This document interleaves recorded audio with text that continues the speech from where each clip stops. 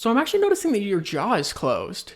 Get ready to pick that shit up off the floor. I'll read for you the original text, the original post. St. Louis, a 26-year-old Olive Garden waitress was arrested Saturday evening after what police described as a gratuity dispute that got out of control. Oh my gosh, dude. People are so entitled to their tips through tip culture. Oh, it's so stupid. Witnesses say the waitress had been serving a couple on a date night who ran up a $94 bill with pasta, wine, and appetizers. When they left no tip, she allegedly slammed the receipt onto their table and shouted, "Unlimited breadsticks doesn't mean unlimited free labor." Police say she then grabbed a basket of breadsticks and hurled it at the couple, striking the man in the chest. As staff intervened, she shoved the woman towards the wall and accused them of stealing her wages. She was arrested on charges of assault and disorderly conduct. This incident drew so much attention that a customer in the dining room started a live stream, and within hours, clips of the breadstick throwing meltdown had racked up millions of views, turning the restaurant into an online spectacle. Crazy story. People are just insane these days, man. They're so greedy, they'll do anything for a buck.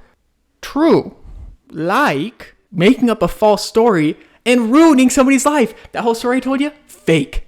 Completely fabricated. Out of this dude's stinky, hairy asshole, he pulled out this story. This is just one more example on top of a multitude of fake stories that are just thrown out into the wind. And because of stupid shit like Facebook not caring about fake news and doing nothing to stop it, this post spread like wildfire. So Megan Davis, the real person who had this post made about her, is a 23-year-old college student in Texas. Literally none of the details about this are true. Like, not even a smidge of it is true. The only thing that is real and not fabricated is her mugshot. Oh, she's a criminal, right? Maybe this story isn't true, but shoot some spitballs at some felons, right? No. She was arrested for possibly the most reasonable and understandable reason to have a mugshot. Her mother died, so she went out drinking and she got arrested for public intoxication. That's like the most baby law there is. Like, I don't know if you can get a mugshot for something less sinister. It's the bottom of the barrel laws. Like, I'm all for following the laws, public intoxication. I understand it's like a stepping stone law. Like, we don't allow it because, well, then somebody that's publicly intoxicated is more likely to do something worse. So I get the law. But having a mugshot because of it is like the most empty, meaningless mugshot possible. It means nothing on your character. Really. I didn't even know they took mugshots for public intoxication. Like, it's such a small thing. Like, you thought you'd just write it down in your record and that's it. Okay, so I'm not 26. I don't live in St. Louis, and I've never worked at an Olive Garden a day in my life.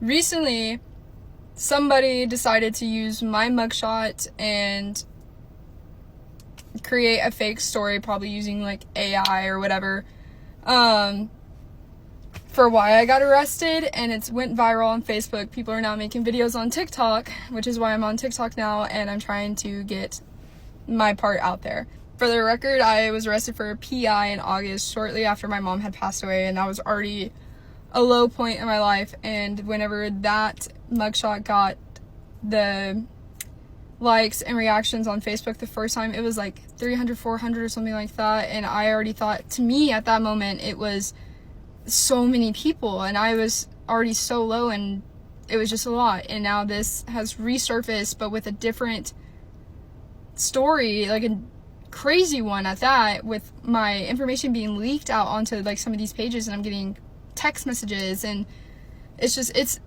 insane. Literally, the internet is insane.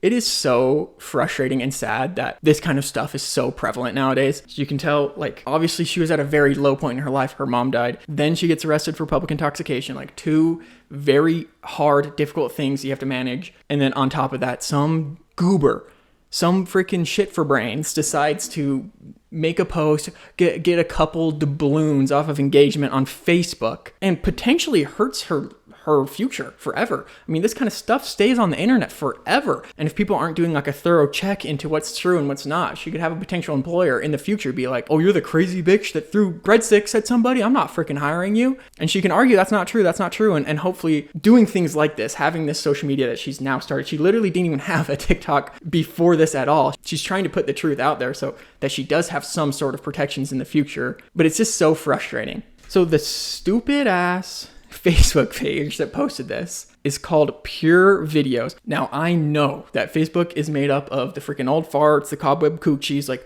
these people are ancient. They cannot decipher the difference between AI and reality. But that's why it works so freaking good on Facebook. So Megan had said from this Facebook page, she first saw it when it had 10,000 impressions, and in one day it went to 5 million impressions. Like, this story blew up. Pure Videos, if you go to their Facebook home, has a banner says totally made up entertainment. In their disclaimer, this page it features satire and parody stories that are exaggerated. So that's their watertight defense. Like, oh, this is funny and cool and badass, so we can say whatever the hell we want. But then they go on to use real photos of real people and make up shit about them. So if you look at their more recent stuff, 99.9% of it is all AI pictures, doing a very similar format to what happened to Megan, where it's like a fake mugshot. It says, this freaking woman broke into her husband's truck and told him to delete girls. Like, it's just freaking stupid brain rot shit garbage. But it's AI people at least now. Like, there's nobody that's going to get hurt by them making these fake stories. That was not true before. Megan's post, the post about her rather, has been taken down. And it no longer exists. Because it blew up so much, they were requested to take it down, and they did. But there's many more of real people before then. The story that they shared about the stupid breadsticks at Olive Garden was not even posted originally about her. They had posted it with a different real girl's mugshot, and then when that didn't blow up, they just reused the text and then used Megan's mugshot. It's literally the definition of a content farm. Like, there is nothing real to it. There is no value, not even entertainment value. It is just farming engagement, and people that run this page do not give a single shit about Megan or anybody else they've harmed. Maybe they were threatened to lose their page or something, and that's why they're no longer using real people. But when the company that owns the page or runs the page, TBC Viral Media, was contacted by ABC, they're like, oh, we said it was a joke. So you just need to grow the hell up. Posting fake information about people that hurts them and their life is defamation. That is, it's actually illegal, and it's so stupid that Facebook lets things like this happen. And not just Facebook, just like tons of social medias don't give a shit about things like this. It's so frustrating because there's almost no legal recourse for Megan to pursue because they are hidden behind this freaking Facebook page and this media company. Like, there's no one person will be targeted for this and they will not get in trouble. There's nothing she can do about it. But it is the definition of defamation, where her potential ability to get a job or raise or anything like that is now harmed because of something that is not true. And it's just so infuriating to me that this page still exists and still has pictures of real people with fake stories. If Facebook had even a quarter of a nut, they would delete this page and say, there's no reason for this to exist. This should be a one-strike system, bro. You just can't let people like this run wild. The incident drew so much attention that a customer in the dining room started a live stream and within hours, a clip of the breadstick throwing meltdown had racked up millions of views, turning the restaurant into an online spectacle. That's crazy.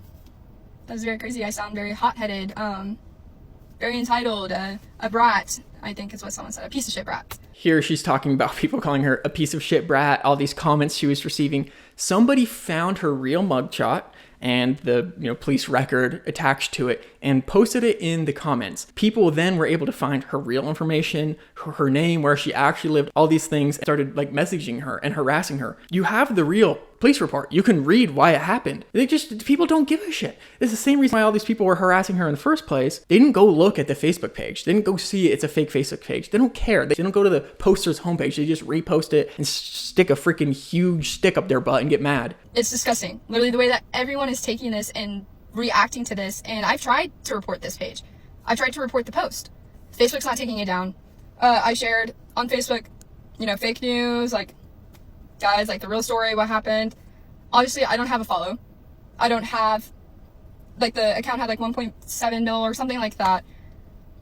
My message isn't really going to get out there, I think, like theirs. So as soon as she found out about it, she tried to report it, and it didn't go down immediately. Like, it's down now, but it wasn't down immediately. And like she was saying, when you have a small following, like just your friends and family, that's not going to get through to people. Like, she's trying to post the truth. She's trying to post how all this shit is happening to her. But over the hundreds of thousands of people that are reposting the fake story, a fraction of those people are going to repost the truth, because people like dramatized media. They don't care about the truth. And she was saying, like, even after I've told the truth, I have proof. Nobody gives a lick, bro. Not a stinky rat's ass is given. Now, the original post is bad enough. Freaking stand ready for my arrival worm level conquest destruction to Megan's life. And if that wasn't bad enough, obviously something that's gaining traction, everybody just jumps on it and tries to get some engagement out of it. A person started a fake GoFundMe with her name to make money for themselves. Oh, that's awesome. I haven't seen that happen before. So cool how that is just a completely normal thing that happens these days. And a surprise to nobody, people were taking the mugshot, disgusting worms that they are, making like AI sexual videos of her. Oh, I just feel so bad for her. Like, it's so just freaking messed up. Now, Megan is doing the best thing you could possibly do in this situation, which is to share your story, share the truth. Hopefully people will see it and, rally behind you. And she's also gone to the news. She's been on ABC, and I believe there's been a couple other articles about her. In ABC's report on it, they actually reached out to both Meta and to this damn person that posted it. And Meta's response is just so stupid. They said, to maintain a safe and open environment where people can trust one another and build community, we do not allow for the creation of accounts or profiles that are created or used to deceive others. If someone believes that they are being impersonated, their first step should be to report it. Okay. She's reported the account. She's reported the post. I'm sure all of her friends and family have done the same. Sure. The post is down. That's a fart in the wind, bro. It doesn't matter the post is down. It's everywhere on the internet. Once something's posted on the internet once, bro, you think that goes away? No. The account? Oh, no, it's thriving, man. It's doing just as well as ever. Probably better, because now they've got this freaking wave of people that were interested in that last post of theirs. Meta is just the most limp, stinky fish company ever, and I just hate everything they do to protect users. It's actually just diabolical. They just care about a couple doubloons, a couple clams in their pocket. They could not care less about Megan and her future. I was trying to suppress my emotions, I guess. I mean, it's still been really hard. It's never easy. This is up there with one of the worst nights, if not your year, your life. Yeah. I want to turn this into something good. I want to share the awareness, and I want people to think about what they're posting. What's your message to people of all generations who use social media and are scrolling and will see articles like that and might join in on the fodder, not realizing that there is a name and a person behind that face? Don't believe everything you see on the internet. And honestly, be kind. Be kind.